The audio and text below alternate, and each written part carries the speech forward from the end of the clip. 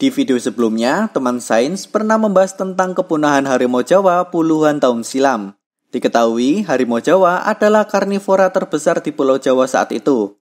Setelah kepunahan mereka, akhirnya puncak rantai makanan di hutan Jawa diisi oleh macan tutul Jawa, yang keberadaannya pun sekarang terancam punah.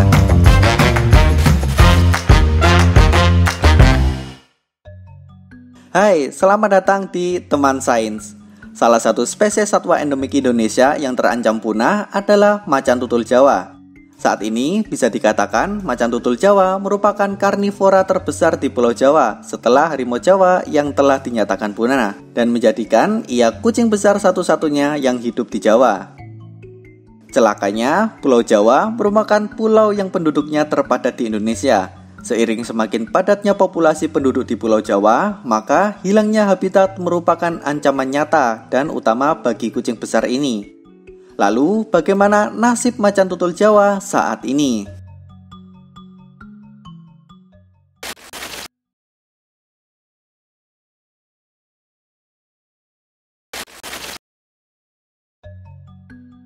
Terlepas dari landscape perkotaan yang padat, kantong-kantong hutan alam tetap ada di sekitar Pulau Jawa. Dan beberapa di antaranya masih menjadi wilayah jelajah macan tutul Jawa atau Panthera pardus melas. Diketahui, macan tutul Jawa merupakan salah satu dari subspesies 8 jenis macan tutul yang diketahui di dunia. Macan tutul sendiri merupakan satu dari 4 jenis satwa yang masuk dalam keluarga kucing besar dalam genus Panthera. Secara fisik, binatang ini mempunyai penampilan mirip harimau dengan pola totol-totol.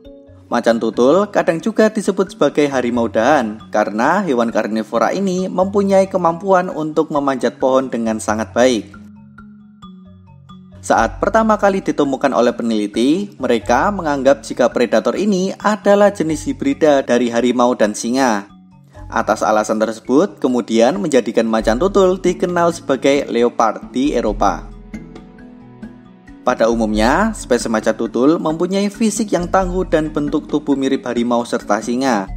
Namun, jika diperhatikan secara seksama, tubuh macan tutul tampak ramping dan panjang dengan kaki yang berukuran pendek.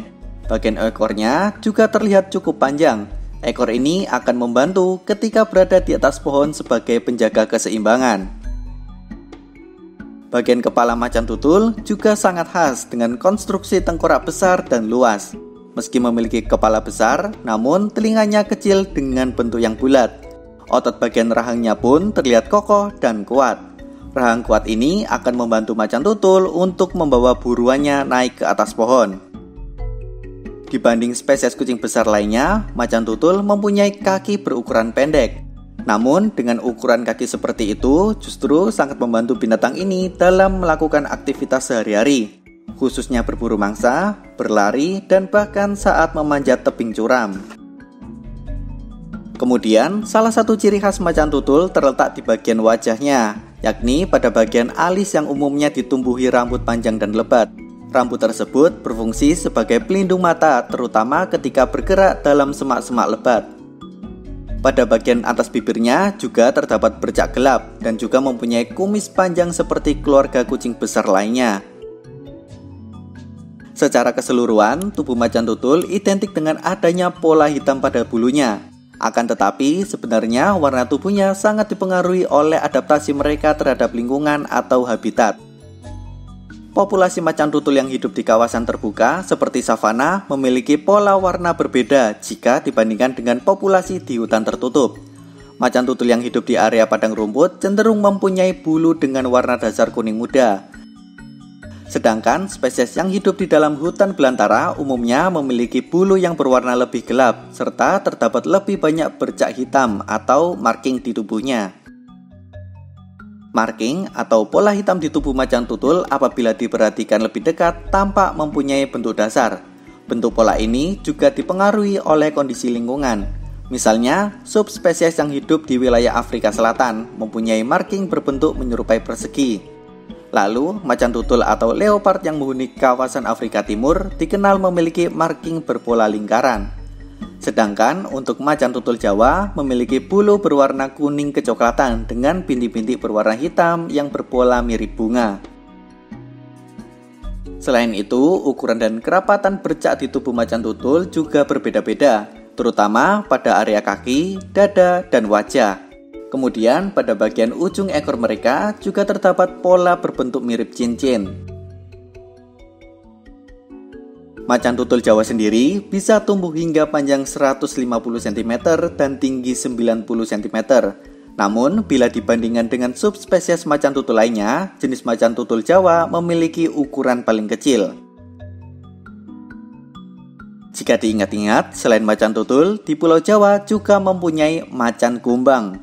Tahukah kalian, ternyata macan kumbang dan macan tutul adalah satu spesies yang sama, di mana sebenarnya macan kumbang merupakan macan tutul yang mengalami melanisme rambut atau kelebihan pigmen warna hitam pada tubuhnya. Dan macan kumbang sebenarnya juga masih memiliki pola khas macan tutul. Hanya saja pola ini sangat samar dan cuma bisa terlihat di bawah terik matahari. Uniknya lagi, karena warnanya yang mendekati hitam legam, bulu yang ada pada macan kumbang bisa terlihat sangat mengkilap. Di Indonesia, macan tutul Jawa secara eksklusif hanya hidup di Pulau Jawa, Pulau Kangean, dan Pulau Nusa Kambangan. Hutan-hutan di Pulau Jawa merupakan habitat utama bagi populasi mereka. Sebaran keberadaannya tercatat dari Taman Nasional Ujung Kulon di Provinsi Banten hingga Taman Nasional Alas Purwo di Provinsi Jawa Timur, di mana sebagian besar mereka hidup dalam kawasan-kawasan hutan konservasi seperti Taman Nasional dan Cagar Alam. Di habitat aslinya, macan tutul adalah hewan penyendiri yang saling menghindari satu sama lain. Spesies ini lebih aktif berburu di malam hari dan punya kebiasaan membawa mangsanya naik lalu diletakkan di atas pohon. Contohnya mangsa seperti kijang, babi, merak hijau, dan berbagai jenis primata. Saat berburu, mereka dapat berlari dengan kecepatan hingga 60 km per jam dan melompat lebih dari 6 meter secara horizontal dan 3 meter secara vertikal. Meski bersifat soliter, tetapi pada saat tertentu seperti pada musim kawin dan pengasuhan anak, macan tutul dapat hidup secara berkelompok.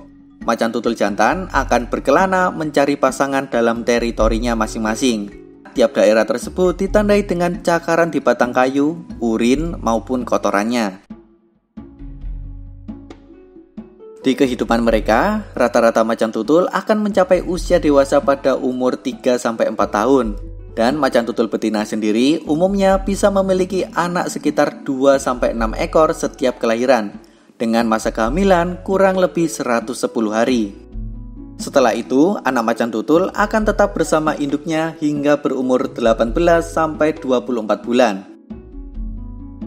Dalam pola pengasuhan anak ini, kadang-kadang macan tutul jantan juga terlihat membantu macan tutul betina untuk merawat anak-anak mereka.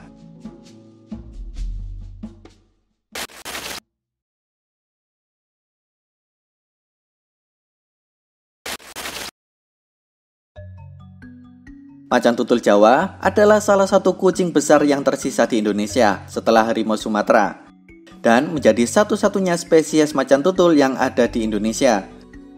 Bahkan berdasarkan hasil penelitian, macan tutul Jawa telah mengalami kepunahan lokal di beberapa habitat yang pernah dijumpai keberadaannya, terutama di kawasan hutan produksi dan sekitar pemukiman warga. Sebelum tahun 2000, Pulau Jawa telah kehilangan sebagian besar hutan alamnya, menyisakan hanya 23% saja. Selanjutnya, antara tahun 2000 dan 2017, Pulau Jawa telah kehilangan hampir 70% dari yang tersisa. Dan deforestasi tertinggi terjadi antara tahun 2000 dan 2013, dengan angka kehilangan hutan 65% atau hampir 5% per tahun. Penyebab utamanya yaitu pembangunan infrastruktur dan pertanian. Setelah tahun-tahun tersebut, luasan hutan di Jawa cukup stabil dengan hanya kehilangan 1% per tahun. Karena seiring menyempitnya lahan perburuan, macan tutul sering bertemu dan menyerang ternak yang dipelihara masyarakat di tepi hutan. Oleh karena itu, konflik yang paling umum adalah ketakutan masyarakat setempat ketika menyaksikan macan tutul melintasi kebun mereka mencari mangsa. Dalam situasi itu, masyarakat setempat sering memasang jebakan untuk menangkap macan tutul Jawa. Sebuah studi baru-baru ini menunjukkan perkiraan matinya macan tutul karena konflik dengan manusia maupun perdagangan ilegal. Diperkirakan sejumlah kurang lebih 6 macan tutul mati per tahun dalam 10 tahun terakhir. Penelitian tersebut juga menemukan bahwa bagian tubuh macan tutul Jawa saat ini telah masuk dalam jaringan perdagangan ilegal internasional. Berdasarkan data yang diperoleh dari Forum Pemerhati Macan Tutul Jawa atau Formata, sebaran habitat macan tutul berada di 29 lokasi dari ujung Jawa Barat, Jawa Tengah sampai Jawa Timur. Dengan jumlah populasi macan tutul sampai saat ini terpantau diperkirakan hanya 300 ekor saja. Dalam upaya konservasi, sekarang terdapat 3 kawasan yang dijadikan prioritas pelestarian macan tutul Jawa, yaitu Taman Nasional Ujung Kulon, Halimun Salak, dan Meru Betiri. Alasannya, ketiga taman nasional ini memiliki jumlah macan tutul yang cukup banyak, yaitu sekitar lebih dari 50 individu, serta punya area hutan yang lebat, dan yang terpenting, lokasi ini merupakan kawasan hutan lindung. Dalam kondisi yang memprihatinkan mengenai macan tutul Jawa, sayangnya kebanyakan orang yang tinggal di Jawa tidak menyadari status krisis macan tutul Jawa, kecuali praktisi konservasi dan beberapa orang berpendidikan. Bahkan, lebih banyak orang yang masih percaya bahwa harimau Jawa yang punah itu masih ada, sehingga mengabaikan nasib macan tutul Jawa. Di masa lalu, Indonesia sudah pernah kehilangan harimau Jawa. Dan jangan sampai kita kembali mengulangi kesalahan yang sama, yaitu punahnya macan tutul Jawa.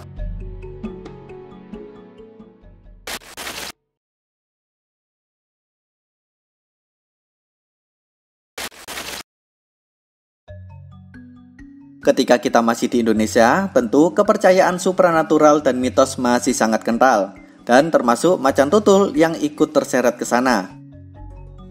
Secara tradisional, beberapa suku Jawa percaya bahwa macan tutul Jawa adalah simbol kemakmuran dan penjaga hutan yang memberi mereka air dan udara segar yang sehat. Di sisi lain, macan kumbang juga punya mitos yang beredar, yaitu kodam macan kumbang. Kodam ini digadang-gadang memiliki kesaktian luar biasa dan sangat tangguh, seperti membuat pemakai kodam menjadi magnet simpati bagi orang lain, serta tidak mudah menyerah ataupun putus asa menghadapi suatu permasalahan, dan masih banyak lagi. Memang kalau membicarakan mitos, khususnya di tanah Jawa, memang tidak ada habisnya.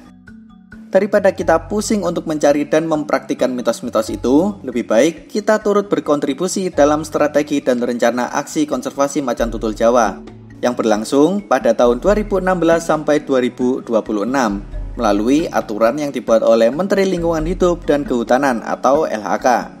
Contohnya seperti peduli tentang populasi macan tutul Jawa di alam serta pengelolaan habitatnya. Kemudian kita bisa menjadi mitra bersama pemerintah dalam konservasi macan tutul, terutama pendanaan dalam program konservasi ex situ atau konservasi di luar habitat alami. Tidak lupa edukasi ke masyarakat luas untuk berkontribusi pula.